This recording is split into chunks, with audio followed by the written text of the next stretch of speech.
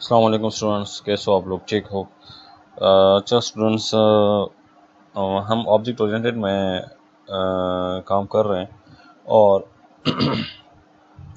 हमने कंस्ट्रक्टर को डिस्कस किया था। ठीक है, तो कंस्ट्रक्टर के बाद हमारे पास दूसरा जो इम्पोर्टेंट टॉपिक आता है हमारे पास है डिस्ट्रक्टर। अब डिस्ट्रक्टर क्या होते हैं? जिस तरह हम कंस्ट्रक्टर बनाते हैं उसी तरह उसी कंस्ट्रक्टर को ख़त्म करने के लिए फिर हम क्या करते हैं, हम डिस्ट्रक्टर बनाते हैं। ये क्यों हम करते हैं? क्योंकि जब ऑब्जेक्ट क्रिएट हो जाता है तो क्या होता है, वो आपसे मेमोरी स्पेस एलोकेट, उसके लिए मेमोरी स्पेस एलोकेट हो जाता है। ठीक है, तो जब तक आप उसको डिस्ट्रॉय नहीं करते वो आपसे मेमोरी होल्ड उसने की होती है। ठीक है ना, तो हम क्या करेंगे, हम कंस्ट्रक्टर बनाएंगे, उस कंस्ट्रक्टर को यूज़ करेंगे। जब हम उसको यूज़ कर लें तो उसके बाद उसको दोबारा हम ख़त्म करेंगे, तो उसको हम कहते हैं डिस्ट्रक्टर। ठीक हो गया? अच्छा सॉरी। अच्छा, डिस्ट्रक्टर कहते हैं when an object is destroyed, कहते हैं कि जब कोई ऑब्जेक्ट ख़त्म हो जाता है, डिस्ट्रॉय हो जाता है, a special member function of that class executed automatically. तो क्या होता है कि उसी क्लास का एक स्पेशल मेंबर फंक्शन होता है, वो ऑटोमेटिकली एग्जीक्यूट हो जाता है। This member function is called the destructor function और डिस्ट्रक्टर। इस मेंबर फंक्शन को हम डिस्ट्रक्टर फंक्शन या डिस्ट्रक्टर कहते हैं। समझ आ गई? सपोज आप कोई ऑब्जेक्ट को डिस्ट्रॉय कर रहे हो, आपको अगर याद हो हमने बात की थी कि अगर हम कोई भी क्लास बना ले तब तक वो मेमोरी में उसके लिए स्पेस एलोकेट नहीं होता जब तक उसका ऑब्जेक्ट नहीं बनता। ठीक है, जब उसका ऑब्जेक्ट बन जाए तो क्या होता है, मेमोरी में उसके लिए कोई ना कोई कहीं जगह पे उसके लिए स्पेस एलोकेट हो जाता है। अब जब आप उस ऑब्जेक्ट को डिस्ट्रॉय करोगे तो क्या होगा, आपके लिए वो मेमोरी स्पेस जो होगी वो फ्री हो जाएगी। ठीक है, तो उस ऑब्जेक्ट को डिस्ट्रॉय करने के लिए हम क्या करते हैं, डिस्ट्रक्टर यूज़ करते हैं या डिस्ट्रक्टर फंक्शन यूज़ करते हैं। ठीक है, अच्छा, कहते हैं the destructor functions has the same name as the name of the class but a tilde sign is written before its name. अगर आपको याद हो तो जैसे हम कंस्ट्रक्टर बनाते हैं उसी तरह हम डिस्ट्रक्टर भी बनाते हैं। कंस्ट्रक्टर बनाने का तरीका ये था कि जो क्लास का नाम और फंक्शन का नाम क्या था वो सेम था, तो हम कहते थे हमारे पास कंस्ट्रक्टर है। इसी तरह जो कंस्ट्रक्टर होगा सेम उसी नाम का हमारे पास डिस्ट्रक्टर होगा, लेकिन जो जो हमारी आईडीई है वो उसको कैसे पहचानेगा, जो टिल्ड साइन जब हम उसके साथ यूज़ करेंगे तब वो डिस्ट्रक्टर बन जाएगा। ठीक हो गया? It is executed automatically when an object comes to end of its life. ये तब आपके पास ऑटोमेटिकली एग्जीक्यूट होगा जब ऑब्जेक्ट अपना काम कर ले और उसका लाइफ अब ख़त्म होने वाला हो। मिसाल के तौर पर आपने कोई काम किया किसी ऑब्जेक्ट से, अब आपको उस ऑब्जेक्ट की ज़रूरत नहीं है, तो क्या होता है, ये वाला डिस्ट्रक्टर जो होता है ये एग्जीक्यूट हो जाता है और उस ऑब्जेक्ट को ख़त्म कर देता है। ठीक है, या उस कंस्ट्रक्टर को ख़त्म कर देता है। Like constructor, destructor do not return any value, they do not take any arguments. अच्छा, कंस्ट्रक्टर में हमें कभी भी वैल्यू रिटर्न नहीं होती। हाँ, हम उसमें आर्गूमेंट पास कर सकते हैं, लेकिन डिस्ट्रक्टर में ना हम वैल्यू रिटर्न कर सकते हैं और ना हम उसको आर्गूमेंट पास कर सकते हैं। तो ये भी एक इम्पोर्टेंट बात आपने इसको याद रखनी है। ठीक है, अच्छा, फॉर एग्जाम्पल कहते हैं कि मिसाल के तौर पर a local object is destroyed when all the statement of the function in which it is declared are executed, so at the end of the function the destructor function executed. Suppose आप किसी local object को destroy करना चाह रहे हैं, या जब भी कोई लोकल ऑब्जेक्ट डिस्ट्रॉय होता है तो क्या होता है, आपके पास बैकएंड पे उसके लिए एक फंक्शन जो होता है वो ऑटोमेटिकली एग्जीक्यूट हो जाता है और उस फंक्शन को हम कहते हैं डिस्ट्रक्टर फंक्शन। समझ आ गई? अच्छा, सिमिलरली ग्लोबल ऑब्जेक्ट्स हम उन ऑब्जेक्ट्स को कहते हैं जो आपके मेन से ऊपर आपने उसको डिक्लेयर किया हो, उसको हम ग्लोबल ऑब्जेक्ट्स कहते हैं। या हमारे पास ग्लोबल फंक्शंस भी होते हैं जो हम मेन से ऊपर उसको डिक्लेयर कर देते हैं। ठीक हो गया? अच्छा, ग्लोबल ऑब्जेक्ट्स वो ऑब्जेक्ट्स होते हैं या वो वेरिएबल होते हैं जो आपसे मेन से ऊपर आप उसको डिक्लेयर करते हैं, उसको हम कहते हैं ग्लोबल ऑब्जेक्ट। समझ आ गई? और static objects are destroyed at the end of the main function. अब वो डिस्ट्रॉय कब होते हैं, वो तब डिस्ट्रॉय होते हैं जब आपका मेन जो होता है वो एग्जीक्यूट हो जाता है या वो एंड हो जाता है। ठीक है, the lifetime of these objects ends when the program execution ends, so at the end of the program the destructor function is executed. The destructor functions are commonly used to free the memory that was allocated for the object. सबसे important बात यह है कि destructor जो होता है हम उसको कॉमनली इसलिए आमतौर पर इसलिए यूज़ करते हैं ताकि हमें मेमोरी स्पेस जो होता है, जो उस ऑब्जेक्ट के लिए एलोकेट होती है, उसको हम फ्री करें। क्योंकि जब तक हम उसको फ्री नहीं करेंगे, हमारे पास मेमोरी स्पेस जो होगी वो उसी तरह उसके लिए एलोकेट होगी और हम उसको यूज़ नहीं कर पाएंगे। तो हम उसको इसलिए यूज़ करते हैं ताकि हम उस मेमोरी को दोबारा यूज़ कर सकें। ठीक हो गया। अच्छा, एक सिंपल प्रोग्राम अब हम बनाएंगे। ठीक हो गया। ये सिंपल प्रोग्राम जो है, ये जो प्रोग्राम आपको नज़र आ रहा है, तो हमने इसको टर्बो में डिज़ाइन किया हुआ है। ठीक है ना। ये जो प्रोग्राम आपको नज़र आ रहा है, ये वाला, तो ये टर्बो C++ का है, तो उसमें आप उसको चला सकते हैं। अगर आप इसको डिव में चलाएंगे तो उसके लिए आपको क्या करना पड़ेगा, उसके लिए कम से कम आपको उसकी फॉर्मेटिंग थोड़ी सी चेंज करनी पड़ेगी, क्योंकि जो बाकी आईडीज़ होते हैं वो ये वाला सिंटैक्स सपोर्ट नहीं करते हैं। ठीक हो गया। अच्छा, तो हम स्टार्ट करेंगे इंशाल्लाह। इसका भी प्रैक्टिकल करते हैं। ठीक है। तो सबसे पहले मैं div++ में आऊँगा। ठीक हो गया। और यहाँ पे हम एक कंट्रोल N करते हैं, न्यू करते हैं। ठीक हो गया। सिंपली वही हम क्या करेंगे, ये मैं इसलिए बार बार आपको लिए खुद कर रहा हूँ ताकि आपकी प्रैक्टिस इसके साथ हो जाए। मैं उसको कॉपी पेस्ट भी कर सकता हूँ, लेकिन उसका फ़ायदा नहीं होगा, क्योंकि जब तक आप उसको खुद देख ना लें एग्जीक्यूशन उसका, तब तक आप उसको समझ नहीं आएगी। ठीक हो गया। समझ आएगा। अच्छा, std और इंट मेन, उसके बाद एट दी एंड हम क्या कहते हैं, रिटर्न। अच्छा, मैं इसलिए ये आपके लिए ये करता हूँ ताकि कम से कम आपको पता हो कि हमारा जो कोड होता है वो इस मेन के यहाँ तक होता है। ठीक हो गया। और मेन से ऊपर हम अपना कोड कर सकते हैं। तो इसलिए कम से कम आपको ये स्ट्रक्चर का पता होना चाहिए कि हम किस तरह अपना प्रोग्राम रिटर्न करते हैं। तो ये चीज़ें तो मस्ट होती है। समझ आ गई कि कोई भी प्रोग्राम होगा तो उसमें ये चीज़ें मस्ट होगी। अच्छा, अब हम क्या करेंगे, हम एक क्लास बनाएंगे। ठीक है। और क्लास का नाम हम रखते हैं, वही हमारे पास क्या है, टेस्ट। ये हमारा क्लास है, और उस क्लास में हम क्या करेंगे, एक कंस्ट्रक्टर बनाएंगे। ठीक हो गया। अच्छा, उस कंस्ट्रक्टर को हम बनाते हैं और उस कंस्ट्रक्टर का नाम भी क्या होगा, टेस्ट होगा। तब उसको पता चलेगा कि हमारे पास क्या है, हमारे पास कोई कंस्ट्रक्टर फंक्शन हो गया। ठीक है। तो ये हमारे पास क्या है, हमारे पास फंक्शन है, और इसमें मैं जस्ट लिखता हूँ कि सी आउट करता हूँ। मैं कहता हूँ कि दिस इज कंस्ट्रक्टर फंक्शन। समझ आ गई। अच्छा, उसमें मैं जस्ट ये सी आउट कर रहा हूँ, this is a constructor function. समझ आ गई। अच्छा, अब क्या करूँगा, अच्छा ठीक है, चलो ये तो हमने कर दिया। ठीक है। अच्छा, अब हम आएंगे अपने मेन में आते हैं। ठीक है। और हम एक ऑब्जेक्ट बनाते हैं, और ऑब्जेक्ट बनाने का तरीका यह है कि क्लास का नाम, और उसके बाद आप क्या करोगे, ऑब्जेक्ट। तो मैंने क्या किया, ऑब्जेक्ट बना लिया। ठीक हो गया। अब मैं क्या करता हूँ, इसको मैं एग्जीक्यूट करता हूँ। जस्ट आपको दिखाना चाहता हूँ कि कंस्ट्रक्टर किस तरह काम करता है। देखें, इस फंक्शन को हम इस तरह भी कॉल कर सकते हैं। ठीक है, कि a.test, लेकिन ये एक कंस्ट्रक्टर फंक्शन है, तो हमें इस स्टेप की ज़रूरत नहीं है। क्यों? क्योंकि कंस्ट्रक्टर क्या होता है, वो जैसे ही उसका ऑब्जेक्ट बनता है तो वो एग्जीक्यूट हो जाता है। ठीक हो गया। तो आइए इसको पहले रन करते हैं। और अच्छा, हमें कोई एरर मिला। अच्छा, प्राइवेट। अच्छा, देखें, एक इम्पोर्टेंट बात, मैंने आपसे कहा था कि ये आपको नज़र क्या आ रहा है, यहाँ नीचे अगर आप देखें तो वो कह रहे हैं कि test and test is a private. जब तक आप यहाँ पर उसका एक्सेस स्पेसिफायर नहीं दोगे तो ये एज अ प्राइवेट कंसिडर किया जाएगा, और जब प्राइवेट कंसिडर किया जाएगा तो आप उसको मेन में यूज़ नहीं कर सकते। तो ये एक इम्पॉर्टेंट बात है। तो सबसे पहले आपने क्या करना है, यहाँ पे लिखना है पब्लिक। पब्लिक का मतलब ये है कि मैं इसको मेन में भी यूज़ कर सकता हूँ। ठीक हो गया। अब समझ आ गई कि हम क्यों प्राइवेट और हम क्यों पब्लिक करते हैं। जब आप पब्लिक नहीं, कुछ भी नहीं देते, तो ऑटोमेटिकली बाय डिफ़ॉल्ट आपके जितना भी काम होगा वो प्राइवेट होगा, और आप उसको मेन में यूज़ नहीं कर सकते। ठीक है। तो जब तक आप उसको पब्लिक करोगे, और पब्लिक के आगे जब उस वहाँ सारा मतलब सारा कोड पब्लिक से आगे पब्लिक होगा, जब तक कोई अगला स्पेसिफायर ना आए। मतलब अगर यहाँ पे कोई दूसरा स्पेसिफायर आ गया, ठीक है, प्राइवेट का, तो वहाँ तक हमारा क्या होगा, कोड पब्लिक होगा। समझ आ गई।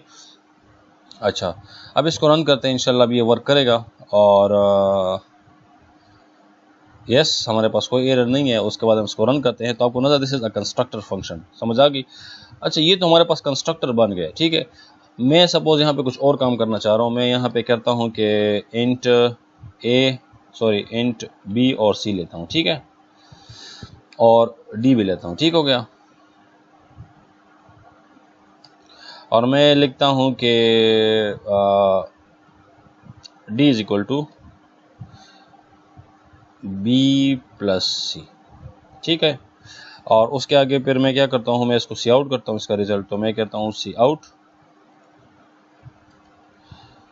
फिर एक मैं मैसेज प्रिंट करना चाहूँगा कि मैं कहता हूँ सम इज डैश, समझ आ गई। और उसको मैं क्या करूँगा, मैं उसको वैल्यू डी से ले लूँगा, ठीक हो गया। अच्छा, अब मैं इसको एग्जीक्यूट करता हूँ तो देखते हैं क्या होता है। एग्जीक्यूट करने के बाद अच्छा हमें कुछ एरर आ गया दोबारा, और क्या कह रहे हैं कि अच्छा आपको नज़र आ रहा है हमें सब कॉलन आ गया, ठीक हो गया। अब इसको दोबारा रन करते हैं, फिर भी एरर आ रहा है। कहते हैं int main invalid operands of types const character and into the binary. अच्छा, there is some problem.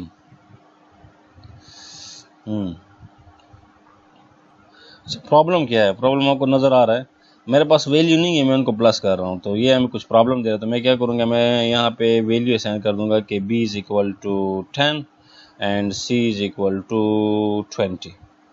अब सही होगा, ठीक है। यस, देयर इज़ अनदर, हमारे पास एक और एरर भी आ गया, और d is equal to b plus C. So अच्छा, एरर आपका ये है कि हमने यहाँ पे इक्वल साइन डाला हुआ है, ठीक है। तो ये भी हमारी अपनी गलती है, बाज़ औक़ात हमें एरर नज़र नहीं आ रहे होते हैं, और अभी ये क्या होगा, एग्जीक्यूट होगा। तो आपको नज़र आ रहा है, कहते हैं कि this is a constructor function, और उसके बाद हमने क्या किया, इज़ 30। अच्छा, इस 30 इसके लिए हम क्या करते हैं, सिंपली यहाँ पे आते हैं और यहाँ पे हम इसको हैंडल कर देते हैं, ठीक हो गया।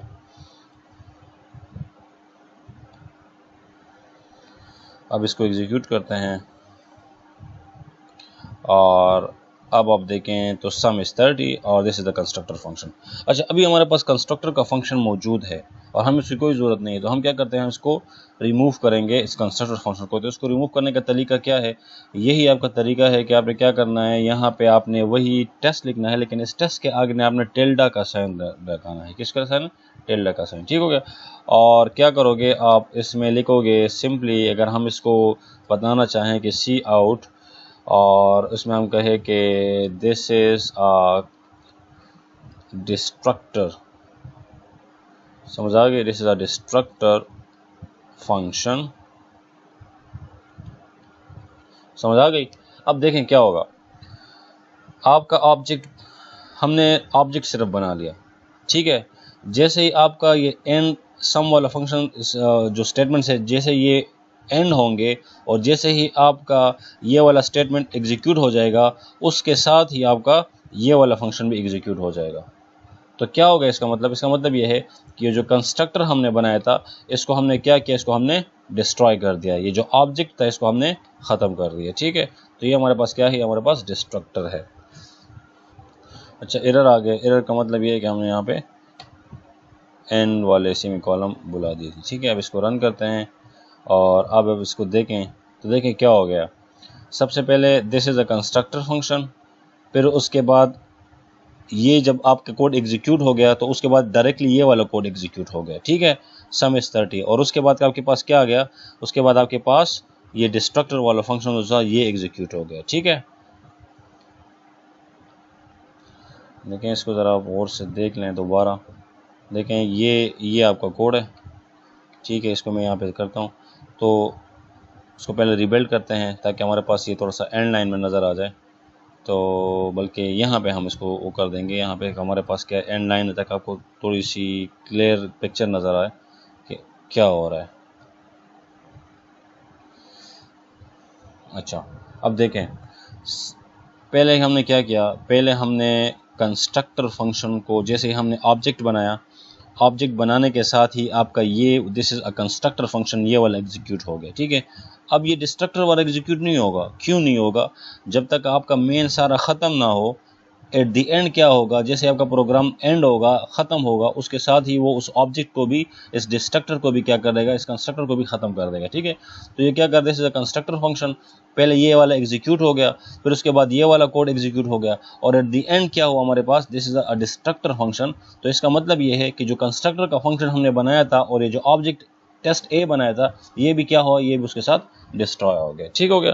तो हम इस तरह क्या करते हैं, हम इस तरह डिस्ट्रक्टर को यूज़ करते हैं। तो उम्मीद करता हूँ आपको समझ आ गई होगी कि हम जब कंस्ट्रक्टर बनाते हैं तो उस कंस्ट्रक्टर को डिस्ट्रॉय करने के लिए फिर हम क्या करते हैं, डिस्ट्रक्टर बनाते हैं, ताकि हमें हमारे पास मेमोरी स्पेस जो होती है वो हमारे पास फ्री हो जाए। अदरवाइज क्या होगा, ये हमारे पास फिर मेमोरी में पड़ा रहेगा। समझ आ गई। अच्छा, नेक्स्ट मूव करते हैं कि हमारे पास दूसरा क्या है। अच्छा, डिस्ट्रक्टर भी पढ़ लिया, ये डिस्ट्रक्टर का आपके पास प्रोग्राम था। अच्छा, अब एक इम्पोर्टेंट दूसरी चीज़ आती है कि कंस्ट्रक्टर ओवरलोडिंग। अगर आपको याद है हमने फंक्शन ओवरलोडिंग के बारे में बात की थी। फंक्शन ओवरलोडिंग का मतलब ये था कि आपके पास दो फंक्शन है सेम नेम के, मतलब सम और सम दो फंक्शन है, लेकिन उसके पैरामीटर्स डिफरेंट है। एक को हम 2 पैरामीटर पास कर रहे हैं, एक को हम 3 पैरामीटर पास कर रहे हैं। मतलब अगर एक को मैं 2+2 पास करूं तो वो मुझे सम वाले उस फंक्शन के पास लेके जाएगा जिसके 2 पैरामीटर्स हैं, और अगर मैं कहूँ 2+2+2 तो वो मुझे उस फंक्शन के पास लेके जाएगा जिसके 3 पैरामीटर्स हैं। नेम उनके सेम होंगे। ठीक है। तो इसी तरह कंस्ट्रक्टर भी होता है। कंस्ट्रक्टर भी हमारे पास क्या होता है कि हम उसको डिफरेंट पैरामीटर पास कर सकते हैं। मतलब एक कंस्ट्रक्टर को हम 2 पैरामीटर पास करेंगे तो दूसरे कंस्ट्रक्टर को हम 3 पैरामीटर पास करेंगे। समझ आ गई। अच्छा, कहते हैं कि more than one constructor function can be defined in one class. एक से ज़्यादा फंक्शन कंस्ट्रक्टर फंक्शन भी हम बना सकते हैं किसी भी क्लास में। When more than one constructor function are defined, each constructor is defined with a different set of parameters. Defining more than one constructor with different set of parameters is called constructor overloading. आप same name का constructor बनाएंगे लेकिन उसके parameters different होंगे, इसको हम कहते हैं कंस्ट्रक्टर ओवरलोडिंग। समझ आ गई। Constructor overloading is used to initialize different values to the class objects. हम डिफरेंट टाइप ऑफ वैल्यूज क्या कर सकते हैं, उसको पास कर सकते हैं। अच्छा, थोड़ा सा और पढ़ते हैं। When a program that use the constructor overloading is compiled, C++ compiler checks the number of parameters, their order, and the data type, and the marks them differently. When an object of the class is created, the corresponding constructor that matches the number of the parameters of the object function is executed. अच्छा, क्या होता है, constructor तो आपके पास same name का होगा, test और test. अब कंपाइलर को कैसे पता चलेगा कि मैंने किस कंस्ट्रक्टर के पास जाना है, तो वो आपके पैरामीटर से उसको जज करेगा। अगर आपके 2 पैरामीटर्स हैं तो वो उस कंस्ट्रक्टर को आप रेफर करेगा जिसके 2 पैरामीटर्स हों। अगर आपके 3 वैल्यूज हैं तो वो उस कंस्ट्रक्टर के पास जाएगा आपकी वैल्यू जिसके 3 पैरामीटर्स हों। कैसे, आइए देखते हैं। ये एक सिंपल सा फंक्शन है। देखें, ये हमारे पास क्या है, हमारे पास एक क्लास है यहाँ से लेकर यहाँ तक। समझ आ गई। इस क्लास में क्या हो रहा है, इस क्लास में आपके पास 2 कंस्ट्रक्टर है, एक सम वाला ये कंस्ट्रक्टर और एक सम वाला ये कंस्ट्रक्टर। सेम कंस्ट्रक्टर है लेकिन इस कंस्ट्रक्टर के पास कितनी वैल्यू आ रही है, 1, 2 और 3, और इसके पास कितनी वैल्यू आ रही है, कितने पैरामीटर्स आ रहे हैं, 1 और 2। समझ आ गई। ये 3 वैल्यूज को ऐड कर सकता है। समझ आ गई। कितनी वैल्यूज को, 3, और ये 2 वैल्यूज को। अब कंपाइलर को कैसे पता चलेगा, जब आप इसका ऑब्जेक्ट बना लो, सपोज आपने एक सम, ये क्लास का नाम, और ये ऑब्जेक्ट 1 आपने बना लिया, ठीक है, और आपने 2 पैरामीटर्स पास किए, तो कंपाइलर क्या करेगा, इस वाले फंक्शन को आपका डेटा पास कर देगा और उसको ऐड करके आपको उसका रिजल्ट दे देगा। और अगर आप दूसरा ऑब्जेक्ट बना लें और उसको 3 पैरामीटर पास करें तो वो ऑटोमेटिकली इस वैल्यू के पास आएगा। समझ आ गई कि नहीं। तो ये हमारे पास क्या है, हमारे पास कंस्ट्रक्टर ओवरलोडिंग है। इसका प्रोग्राम देखते हैं। इसका प्रोग्राम मैंने इससे थोड़ी देर पहले अभी रन किया था ऑलमोस्ट। हाँ, ये समझ आ गई। ये आपको नज़र आ रहा है, सेम यही प्रोग्राम है। ठीक है। अगर आप क्या करोगे, अगर आप ये वाली वैल्यू पास करोगे 6 और 2, तो ये किस फंक्शन के पास जाएगी, ये इस वाले फंक्शन के पास आएगी। क्यों, क्योंकि इसके पास 2 पैरामीटर्स हैं। और अगर आप 3 वैल्यू पास करोगे तो वो किसके पास आएगी, वो इस वाले फंक्शन के पास आएगी जिसके 3 पैरामीटर्स हैं, और वो उसके ऐड करके आपको उसका रिजल्ट दे देगा। क्लियर। ये आपका क्लास यहाँ से लेकर यहाँ तक, ये क्लास का नाम सम, ये सम जो है ये आपका कंस्ट्रक्टर 1, ये आपका कंस्ट्रक्टर 2, ये 3 वैल्यू को ऐड करेगा, ये 2 वैल्यू को ऐड कर पाएगा। Got it. तो ये वाली पोजीशन है। ठीक है। इसको रन करते हैं और रन करने के बाद इसको देखें तो सम ऑफ 2 इंटीजर्स इज 8, 6 और 2 हमारे पास 8 बनता है, और सम ऑफ 3 इंटीजर्स इज 21, तो उसका हमारे पास 21 बनता है। समझ आ गई कि नहीं। तो इस तरह हम क्या कर सकते हैं, इसी तरह हम अगर आप कोई और ऑब्जेक्ट बनाना चाहते हैं, सपोज तो आप ऑब्जेक्ट बनाना, तो क्या करोगे, आप सम लिखोगे और उस ऑब्जेक्ट का नाम ए रखें। ठीक है। और उसको आप वैल्यू पास करें 10, 20, और 30, तो क्या होगा, ये वाला जो डेटा होगा ये किसके पास पास हो जाएगा, ये आपका यहाँ पे आ जाएगा। समझ आ गई? तो इस तरह हम क्या कर सकते हैं, इस तरह हम वैल्यू पास कर सकते हैं। ठीक हो गया।